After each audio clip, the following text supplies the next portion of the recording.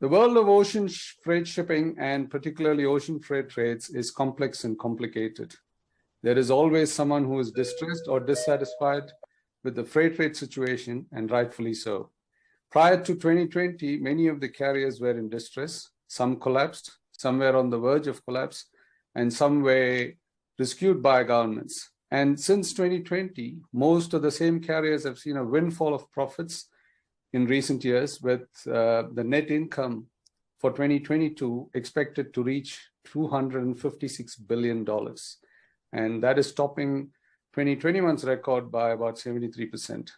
And now it's the turn of exporters, importers, and other related parties, including the President of the United States, to be distressed about the high ocean freight rates. Now, when we speak about ocean freight rates, there are two main types, spot and contract. A lot of the clients are unsure of which rates to follow, spot or contract, and which is the lesser of the two evils.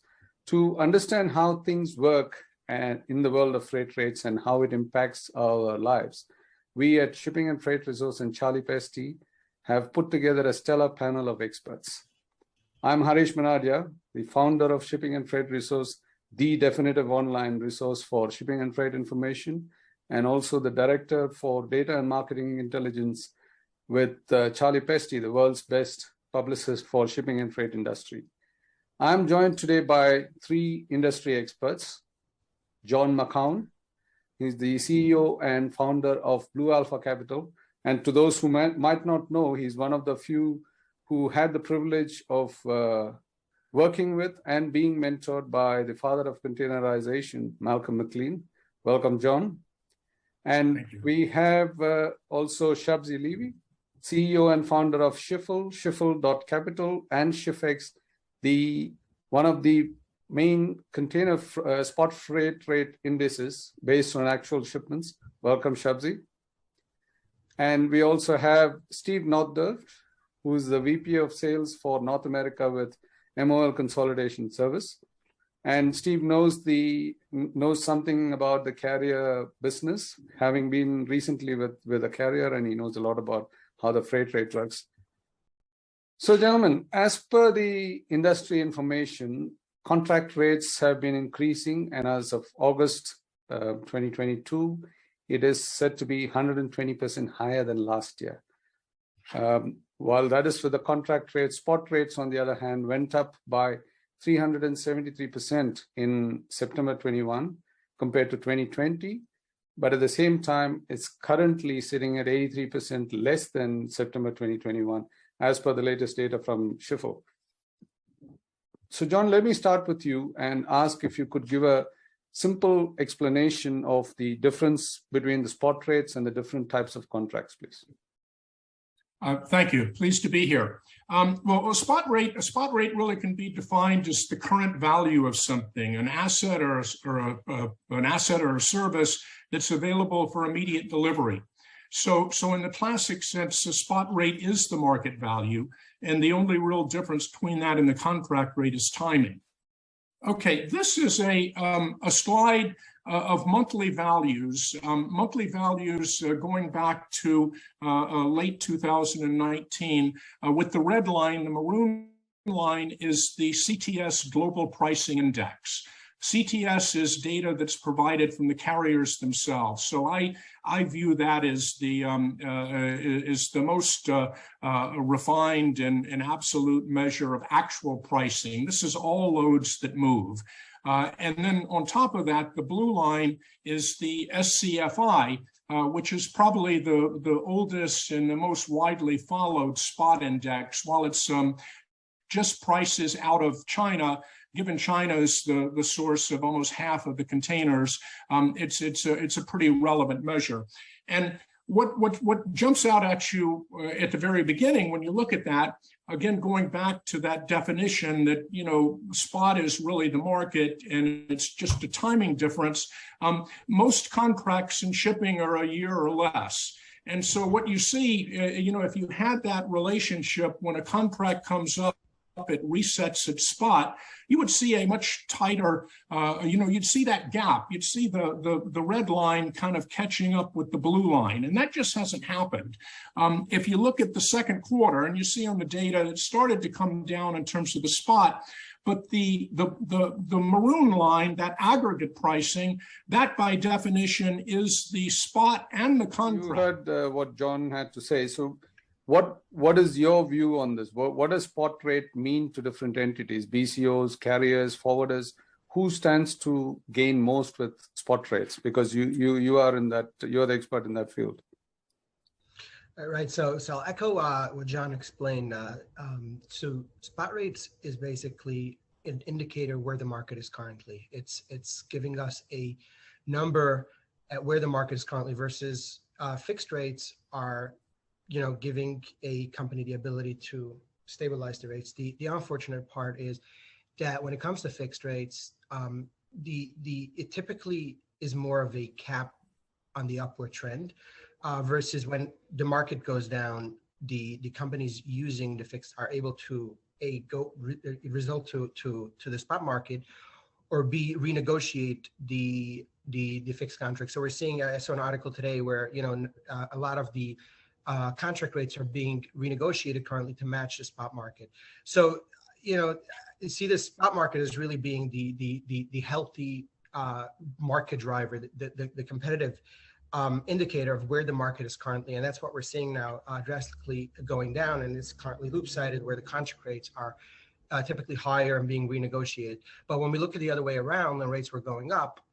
That was really on the opposite end. Companies were paying on the spot market in the peak maybe $22,000 going to the East Coast, and at the same time in the early days when there were still contract rates, we were able to see companies paying $4,000 compared to the same on the same lanes, and that really causes the friction between the two. And the biggest problem is it's not fair for the regular importers, the smaller importers that are not able to benefit off the contract rates, where at times the bigger competitors are going to be paying significantly less.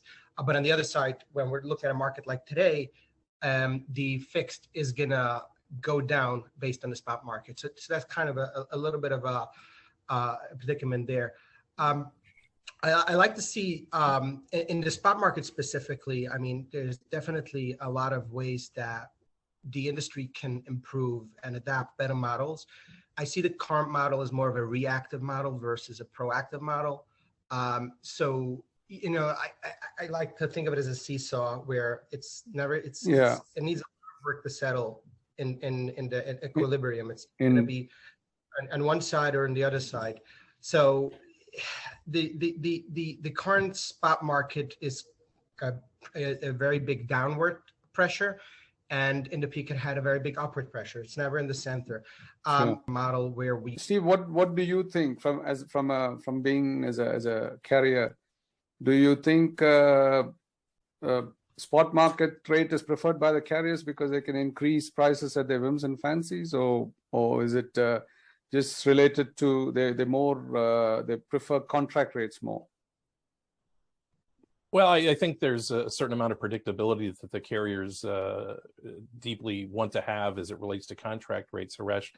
But I think the carriers have demonstrated a desire to aggressively pursue pricing mechanisms that are going to generate the best revenue streams while maintaining some essential volume levels.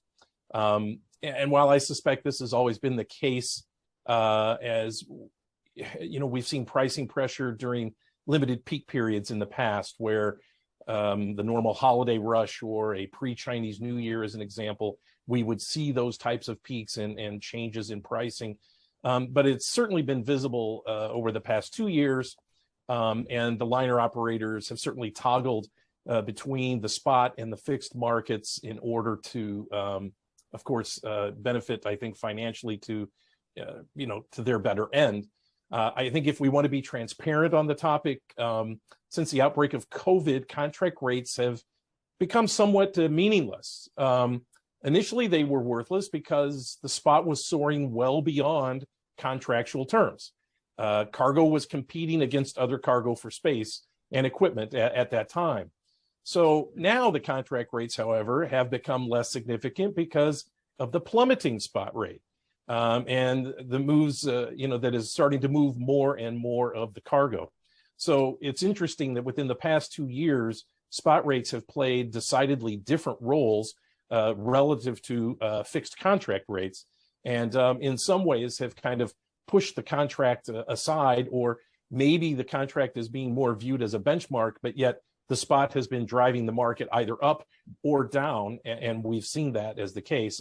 I think, in the end, carriers are going to have to come up with their own methodology. Is it better to have a 60% load factor at a $10,000 box rate, or running at 90% with a $6,000 per rate can? I think that's really in the hands of each individual carrier, and that's why you see a lot of the gyrations and activities in the spot rates currently. Great points there. John, circling back to your explanation about what a spot rate is, and also based on what Steve and Shabsie mentioned just now, where do you see the prevalence and credibility of spot rates currently? Well, I see the prevalence of spot rates is much lower than most people think, or the way they act. And quite frankly, I see the credibility of those rates lower. And this really comes from looking at the factual data and taking the CTS index and other measures of aggregate pricing and comparing that to the spot rate. All the data has to fit together. I mean, the sum has to be equal to all of the parts. And so that's where a lot of my observations and analysis kind of come from. I've said that spot rates are as little as 10% of all rates. That, again, is probably a little on the low side, but the higher up you go, again, in that mathematical solving for the difference between the CTS global and the spot, you get to a point when you push up spot rates to levels that some people just assume they are. It's certainly not 40 or 50%, because then you get to a situation where your contract rates haven't really moved a lot, and the gap between contract and spot. I mean, I fundamentally see them as two. 10 years ago, when I went to Shanghai, I went to the Shanghai Shipping Exchange and met with them for a couple of hours and wanted to understand how they get the rate.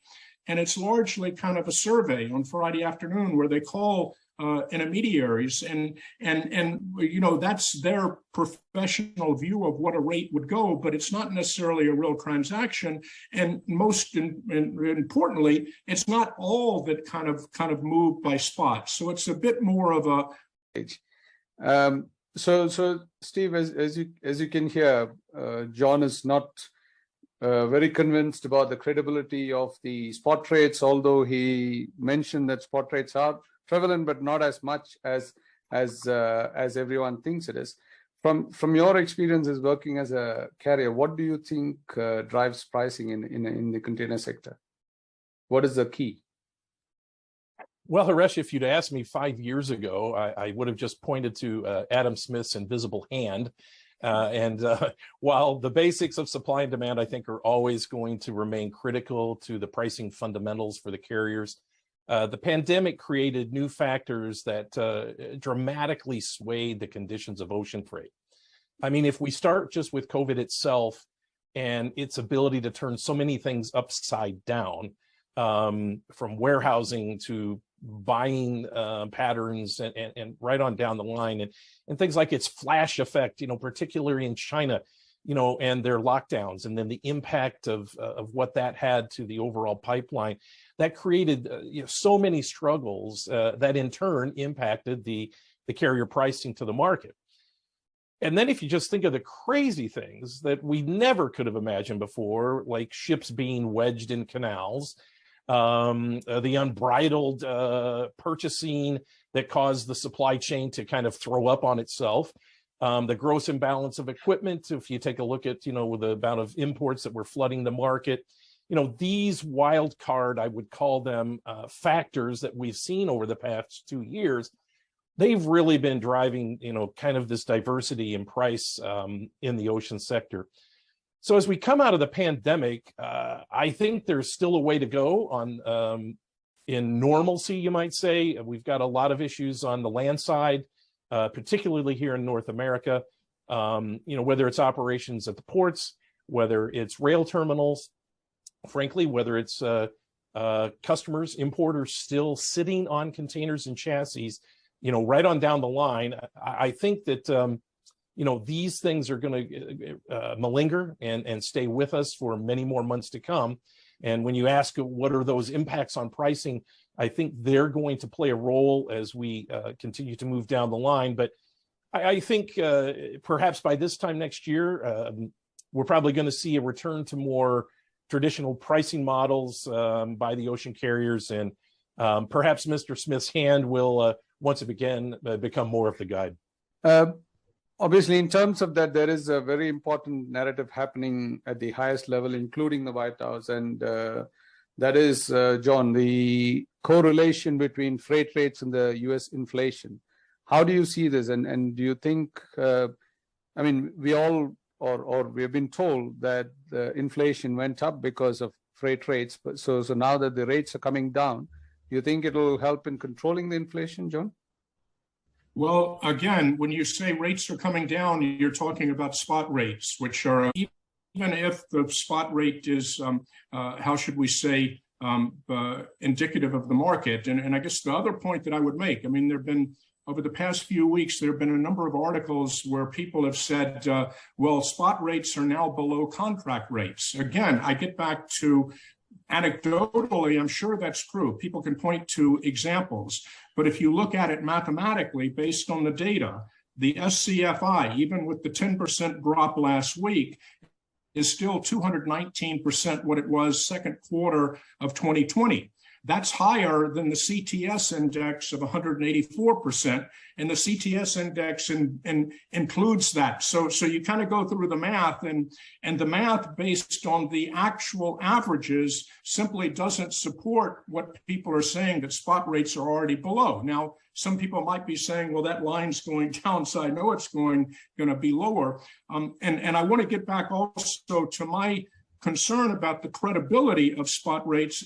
It's everything in the way they're put together. And I think it's an honest attempt, but it is a whole bunch of people are called and asked for their view of what it will cost. And again, that doesn't always represent a real transaction. Where there's a real concern, it might be, you might have surveyed 40 people. All of those might have been getting their pricing from the same line that week. So I just, it's information, and it's a bright, shiny object, and everybody looks at it, but it certainly, the math, and I think it becomes clear when you look at the earnings, that math isn't followed through. The third quarter is going to be a darn good quarter for the container shipping industry, even with the breathless point. So to get back to your point, yes, it's a very significant impact on inflation by data. But those days are over. And I guess what it comes back to, you even said it, narrative. There's a lot of narratives in the shipping industry, but narrative, when it comes to economic decision, narrative does not beat analysis, and you got a lot. Okay, so in the interest of time, I like what you said about the freight indices. Shabsie, you run Shifl, which is a spot freight rate index, and funny enough, while the spot rate index is showing a very steep drop, the volumes keep increasing, at least in the US. How does that tie in? Generally it should be the other way around. If the volumes are going up, so should the freight rates. But now we are seeing a big drop in the rates, but the volumes are going up. And as John mentioned as well, there's a big difference in indices as well. But from your perspective, why do you think that is? Why those confusing signals? That's a great question. We have to recognize that the industry is just the way it operates is there's just whatever's happening is affecting the future. It's a ripple effect. What we're seeing right now in the industry is not indicative of what's happening now. It's indicative of orders that companies produced and gave into production months ago. It's indicative of a market months ago. There's still excess cargo moving in orders being produced based on what was happening months ago. So the data that we look at, cargo coming in, that's data of container ships that are arriving now with cargo that was booked and produced a long time ago. And that's the way our industry is. It's reactive, right? We're looking at what's happening now, but this is not indicative of the current market. It's indicative of a market months ago.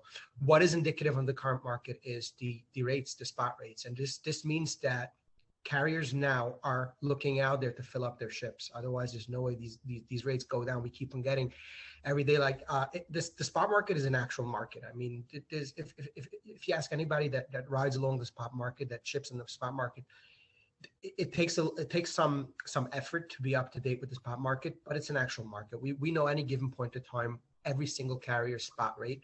If a forwarder knows how to shop around, they'll always be within the $50, $100 range of the spot market. It's an actual market. It keeps on being updated. So I mean, we're looking at a market right now. We've increased capacity. Ports are able to handle a lot more, but it's just the forecasts are not there. We're not seeing so much cargo being in production now for the next upcoming few months. Now, the industry is still backlog, ports still congested, but that's all indicative of months ago. It's not indicative of what's happening right and expensive. But having said that, Shabsie, and also Steve and John, maybe you can weigh in on this as well. Every spot rate or every freight index is different. So consumers are really at a loss to understand how to read these things, and also if it is actually and practically helping them to understand the difference between spot and contract, or which direction they should go. Because as you mentioned, John, if you look at CCFI, it's different, Shifx is different, XSI is different, FBX is different. Everything, all the freight indices are different. So why do you think that disparity is, Steve? What is your view on that? Well, I think if you have to start from the premise that these indices are, and Shabsie was, and I think John both alluding to this, they're generally in arrears. So they tend to reflect what is in the past, or let's say at best, the today, when the focus really needs to be on what lies ahead. And I think Shabsie was touching on this, because regardless of whether the rates are rising or falling or neutral, with customers booking 3 to 6 weeks forward, this is really where the action is. So I think this is the real challenge between indices, and then when it comes time to move the cargo, what am I going to be paying? And where is the market at that point in time? So this is it's a futures game, and it's something that I think certainly if customers are playing in the spot market, this is a challenge that they face, and a roll of the dice, if you will, in terms of where they'll wind up from a numbers perspective. So in the second quarter, the SCFI was up 372%, and the Brewery World Composite Index was up 376%, both versus 2 years earlier. And it's not surprising that there's a correlation. I mean, I guess there's a multi-collinearity of the data. Indices. But my question is, John, do they really help the customers in being able to decide in which direction to go? Well, I think, again, there's an information content in that. I'm sure that all the salesmen of all the carriers, when they're renegotiating, they're showing the spot rate that positions them nicely to come to an agreement that makes the customer feel that you're special. I think the missing piece of information, and if I was a shipper, what I would want to know is what is actually occurring, with the aggregate amount of loads moving in that trade lane. And again, I think you get that more with things like the one index, which shows their two big trade lanes, the global index. I think there are a lot of shippers out there that are settling for what they think is a good deal, somewhat on the working assumption that the spot market represents actual pricing of everything. And if there are no changes in the market, that's what they'll eventually go to. And that is just not the linkage. Again, to me, it gets back to the math. It all has to tie together. And so if I was a shipper, I'd be a big consumer of the spot indexes, but I would do my own analysis similar to what I talked about to try and parse out what's actually happening with contract rates, because that's the real measure, and that's it's really two almost completely separate. In the recent past, obviously, everybody has been bashing the carriers for the profits that they've been making. But am I wrong in saying that they are not alone in this? I mean, not just the carriers are making money. Everybody associated with it is making money because it's a symbiotic relationship. I mean, freight forwarders, I'm sure, are also making a lot more money than they used to. Transporters are making money. Warehouses are making money because there's no space. So, of course, there must be a big difference in the quantum, but I don't think it is just the carriers that are making money. The entire market is making money. What do you think, Steve? I think certainly early on in the pandemic, Hariesh, if you looked at just Wall Street results from, and we can pick some names, but Home Depot, a lot of the big box type people, the initial, at least here in America, stay home syndrome and fix your house and whatnot was very, very favorable to the retailers. And they all made a lot of money, notwithstanding that they were paying rates, spot rates, above their contract rates at that time, in many cases, to get cargo moved.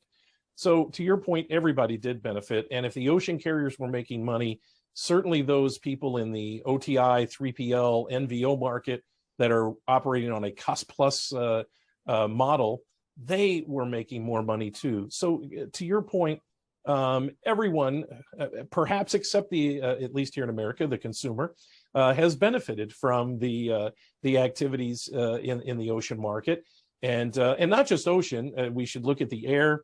That has also been up in terms of returns for air carriers. Trucking companies have been also very, very profitable during this time, and certainly the railroads continue to steam ahead from a financial perspective. So, yeah, it's not all just the carriers making money. Yeah. That is the headline, mind you, but behind the scenes, everyone else is doing quite well too, it would appear. How do you see that in the forwarding market, Shabsie? Very quickly, because we've got a couple of questions that you would like to answer. I mean, to add to Steve, I mean, the consumers are going to be seeing the benefits right now. I mean, there's overstocked inventories. There's going to be a lot of sales for products going out to consumers now. As far as the importers, they were making money when freight rates were going up, but on the downside, they might still keep the pricing up, for a while until they drop it according to the new freight prices. So it's like an ecosystem. Everybody is at some point will be able Agreed. to. So as far as the forwarding market, it's chaotic. It's never been very transparent, and that's one of the biggest parts where some forwarders might make a lot of money on the drops or in the ups, and especially in the market when there was no space and companies were literally begging forwarders to provide space to them. So definitely was a forwarders market, and just the margins on a $2,000 freight is definitely not the same as the margins on a $10,000, $20,000 freight. So I mean, it was definitely an interesting journey throughout the past few years. How things will stabilize in the upcoming years, so remains to be seen. And I mean, it's definitely going to require a lot of work from all parties to bring the industry to a more stable environment. Sure.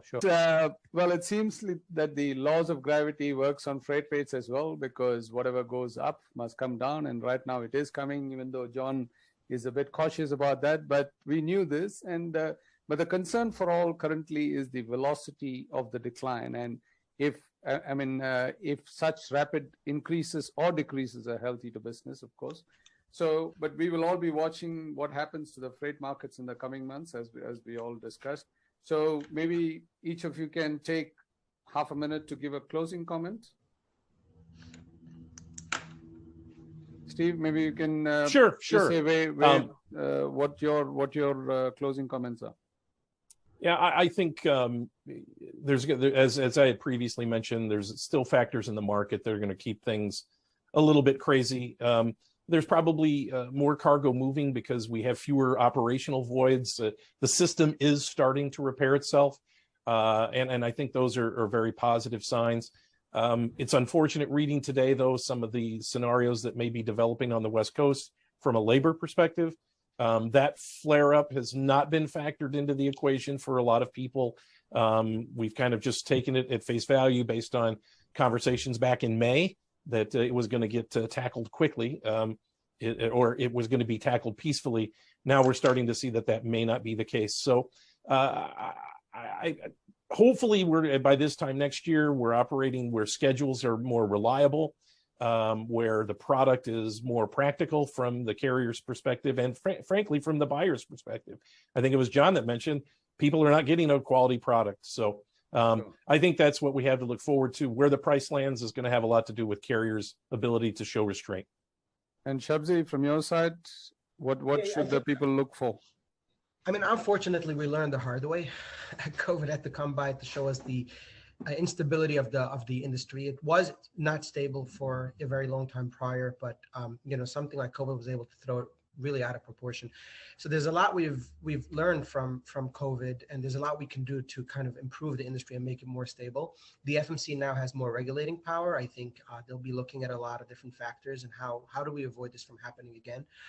I think personally, we have to make a big push for the industry being proactive instead of reactive. It's run in a very reactive manner right now. A lot can be done to incentivize companies to book ahead of time, book according to their production. But at the same time, carriers will need to step up and make rates more transparent. And this last minute GRI model, we don't find that in any other industry. It's like, I can agree to buy a product at the seller's discretion to change the price based on how busy it is. And that's not a model we've seen in any other industry. So it kind of causes the high profits because it incentivizes carriers, but at the same time has the opposite effect. So we need to have incentives for carriers to give pricing, months out, for companies to be able to know this is my price, it's not going to change, and to plan their production. Not all cargo has to come in during the busy season.